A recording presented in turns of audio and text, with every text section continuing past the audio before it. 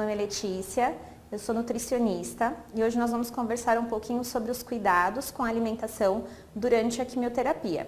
Esse aqui é o nosso manual, ele está disponível no nosso site, então nós vamos falar como é que deve ser a alimentação durante a quimioterapia.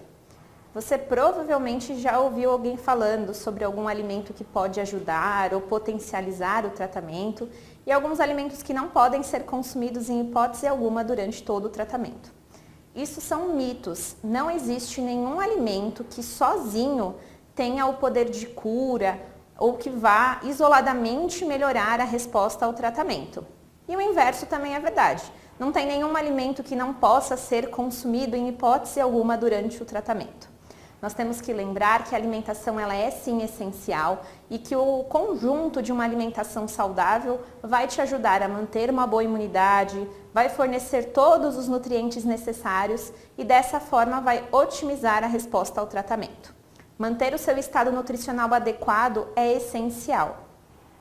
Para uma alimentação saudável, todos os grupos de alimentos devem estar presentes na sua alimentação.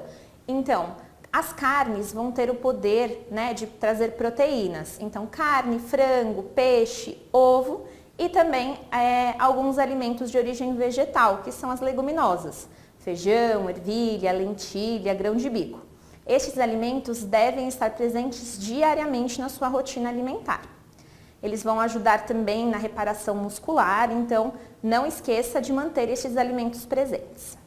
Os carboidratos, ou seja, os pães, bolacha, torrada, arroz, macarrão, batata e todos os demais tubérculos vão fornecer energia, também são essenciais durante todo o tratamento. As gorduras em pequena quantidade também são necessárias. Algumas vitaminas precisam das gorduras para ser bem absorvidas e algumas gorduras são essenciais, como é o caso do ômega 3. Então, aquela fornecida pelo salmão, pelo azeite, pelas castanhas. Então, tente agregar estes alimentos às suas refeições. As frutas, verduras e legumes vão fornecer muitas vitaminas, minerais e também têm um papel fundamental na nossa alimentação. E aí sempre surge a pergunta, como é que eu devo distribuir estes alimentos na minha refeição, ao longo do meu dia? Então, se eu pensar num almoço, em um jantar, no meu prato, como é um prato saudável? Então, eu devo pegar o meu prato, dividir na metade. 50% da minha refeição deve conter vegetais, sejam eles crus ou cozidos. Quanto maior a variedade, quanto mais cores tiver, melhor. Assim eu vou fornecer mais vitaminas, mais minerais, além de serem alimentos riquíssimos em fibras.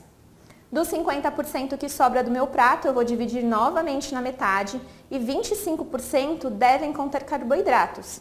Então, ou arroz, ou macarrão, ou batata, mandioca, cará, inhame. Se possível, se for consumir o arroz ou macarrão, opte pelos integrais. Os 25% que sobram, nós vamos acrescentar proteínas. Então, as carnes, qualquer alimento de origem animal e leguminosas, feijão, ervilha, lentilha e grão de bico. Então, este seria um exemplo de um prato saudável. E aí a outra pergunta é, como é que eu devo higienizar, como é que eu devo preparar estes alimentos? Lembre sempre, o primeiro ponto, antes de manipular os alimentos, nós devemos higienizar adequadamente as nossas mãos. Então lave com água e sabão, lave o local onde vamos manipular os alimentos, então as pias, bancadas devem estar sempre muito bem higienizadas. Se eu for manipular alimentos que eu vou comer cru e cozidos, eles devem ser manipulados em momentos diferentes. Então, por exemplo, uma carne que já foi assada e eu quero fatiar e uma salada que eu vou consumir cru. Devo manipular um alimento e depois o outro, nunca utilizar no mesmo momento a mesma tábua, porque gera o risco de contaminação cruzada. Outro ponto, cozinhe adequadamente os alimentos. Então, não pode comer carne crua, mal passada, peixe cru, ovo com a gema mole. Estes alimentos devem ser bem cozidos. Então, eu quero comer uma carne, desde que ela seja bem passada, pode comer. Quero comer ovo frito, se a gema estiver dura, pode consumir. Quero comer carne de porco, desde que esteja bem preparada, bem cozida, também pode comer. Então lembre-se que o cuidado com as carnes é o preparo e o cozimento adequado. Com relação às frutas, verduras e legumes, nós podemos comer cru e com as cascas, sem problema algum, desde que eu faça a higienização correta. Como é a higienização correta? Eu vou pegar esses vegetais, vou lavar em água corrente e vou deixar de molho, com uma solução clorada. Então a gente tem aquele produto, o hipoclorito de sódio, que é uma gotinha que a gente põe na água para fazer a higienização, né, especificamente de frutas, verduras e legumes. Vou seguir a recomendação do fabricante, que geralmente é 10 gotinhas para cada 1 litro de água. Deixo 20 minutinhos de molho, retiro o excesso de água e eu já posso consumir. Lembrar sempre que esse cuidado a gente vai ter dentro da nossa casa. Se a gente for comer em algum restaurante, fora de casa, nós não conseguimos garantir que este local está fazendo a higienização da maneira correta. Então, não consuma esse tipo de alimentos fora de casa. Da mesma forma que não é recomendado consumir sucos naturais fora de casa, porque a gente não consegue garantir a higienização das frutas. E outro ponto importante, não compre frutas cortadas. Exemplo, meia melancia, abacaxi já descascado, o melão picado, por conta do risco de contaminação. Quem cortou essa fruta? Lavou a mão? Lavou a faca? Lavou a fruta? Faz quanto tempo que esse alimento está ali exposto? Né? Então a gente tem diversos pontos onde pode haver contaminação. Por esse motivo, não podemos comprar esse tipo de alimentos. Temos que comprar a fruta e fazer a higienização em casa. Uma outra dúvida muito importante é, eu posso comer alimentos requentados? Então tome muito cuidado. Pode consumir um alimento preparado no almoço, né, para consumir no jantar, desde que esse alimento se mantenha na geladeira. Então após o preparo, eu tenho que guardar este alimento na geladeira. Da mesma forma, alimentos congelados. Eu posso pegar um feijão congelado, por exemplo, e descongelar para consumir, né, ao longo dos dias. Esse descongelamento ele deve acontecer dentro da geladeira ou direto na panela. Este produto não pode ficar em cima da pia até que ele perca toda, né, a temperatura, por conta do risco de contaminação também. Então são basicamente esses os cuidados. Lembre-se sempre então da higienização, da manipulação adequada e do preparo dos alimentos adequadamente. Na compra dos alimentos, observe sempre data de validade. Evite comprar alimentos a granel, então grãos soltos, tipo feijão, ervilha, café, nozes, castanhas, por conta do risco de contaminação. Sempre que vier num pacotinho com data de validade, lote, é mais seguro. E, se possível, sempre cozinhar este tipo de alimentos. Tome cuidado com preparações que vá o ovo cru. Então, doces que vá a clara e não vá para o fogo, maionese caseira, não são alimentos permitidos para serem consumidos, também pelo risco de contaminação.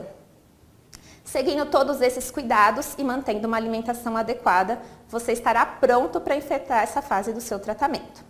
E aí a gente entra na parte de efeitos adversos do tratamento. Provavelmente a sua equipe já te entregou uma receita sinalizando os medicamentos, né, para manejar cada efeito adverso que pode acontecer durante todo o tratamento. Lembrar que esses efeitos adversos impactam sim na alimentação.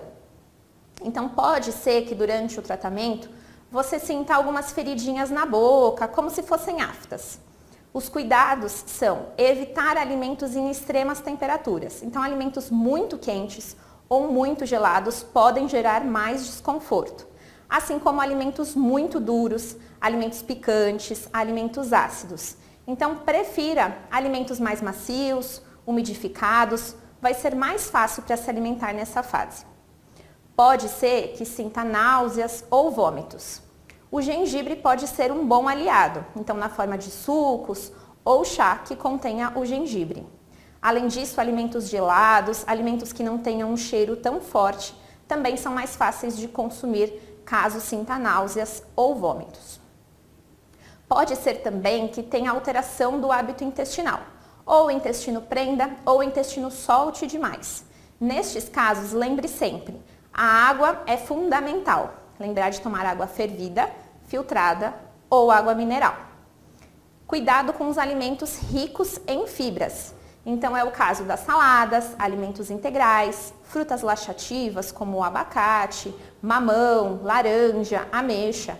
Estes alimentos devem ser priorizados no caso do intestino preso e evitados no caso da diarreia. Outro efeito colateral comum é a alteração do paladar ou não sentir o cheiro dos alimentos. Infelizmente isso pode acontecer, não existe uma tática infalível, mas geralmente enxaguar a boca antes das refeições, utilizar mais ervas aromáticas, alimentos ácidos para temperar, pode ajudar a sentir um pouquinho mais do sabor dos alimentos. Pode ser também que ocorra ganho de peso. Alguns medicamentos podem levar à retenção de líquidos, então tome bastante cuidado com o ganho de peso e não se recomenda nenhum tipo de dieta milagrosa. O melhor sempre será o acompanhamento com o nutricionista. E um outro ponto importante é a anemia. Ela pode acontecer durante o tratamento e, ao contrário do que muita gente acredita, que a beterraba pode ajudar na prevenção ou na cura da anemia, isto é um mito. Ela não contém a quantidade de ferro adequada. A recomendação é o consumo de proteínas, como é o caso das leguminosas, então feijão, ervilha, lentilha, grão de bico, as carnes, frango, peixe, carne vermelha, associada a uma fonte de vitamina C. Então suco de laranja ou a laranja, mexerica, acerola, vai te ajudar a ter uma melhor absorção do ferro e evitar consumir alimentos fonte de ferro junto com alimentos fonte de cálcio. Então leite, queijos, porque estes alimentos eles têm interação e dificultam a absorção do ferro. Então essas são recomendações gerais. Se você ficou com dúvida, se ainda tem mais alguns pontos que gostaria de conversar conosco, nós estamos à disposição e a consulta pode ser agendada pelo nosso telefone. Obrigada!